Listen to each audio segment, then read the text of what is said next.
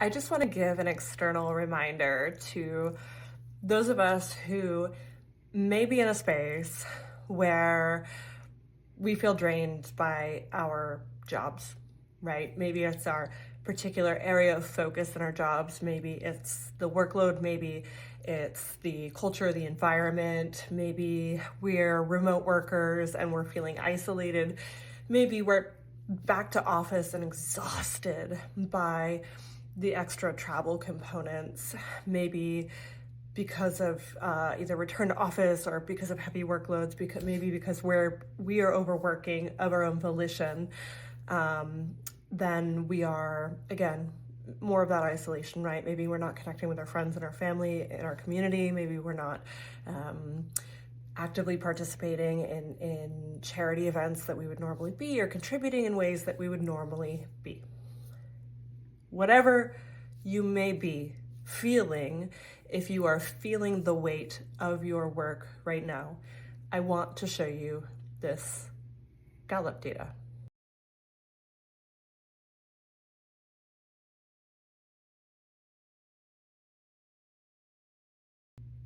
What I'm saying here is that you are not alone. Not only are you not alone, we're edging on crisis. And for those of you who don't know what Gallup is, they are a consulting organization who essentially is really employee-centric. They focus on employee engagement, employee happiness, and as an employee, we know why it's why it's important to be happy. And granted, this is a personal journey, right? It's not like our work and our work alone is what our lives are contingent upon for contentment. In fact, it shouldn't be. That becomes our whole identity. And then if work goes south, our identity leaves with us, right? So what I'm saying is something has got to give.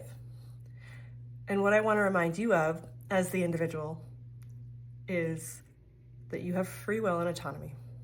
Again, a reminder, there is choice.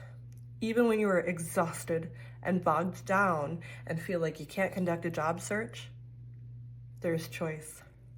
There are small motions, movements, plottings, plannings, dreaming that you can do throughout the course of your day. You can find a way to take 10 minutes in the morning and maybe even 10 minutes in the evening and start thinking about how your life looks different.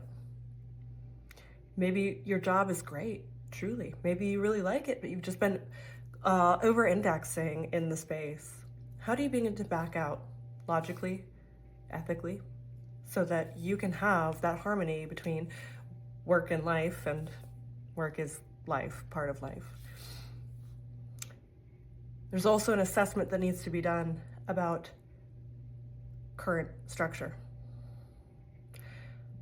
Is it actually healthy?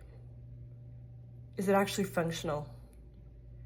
Because if it is not, and we continue to subject ourselves to it day in and day out, 5 days a week, 40 plus hours, then in order to stay in that environment, we must cope and or adapt, which means we either adapt to the unhealthiness of the culture of the organization, or we find ways to survive it.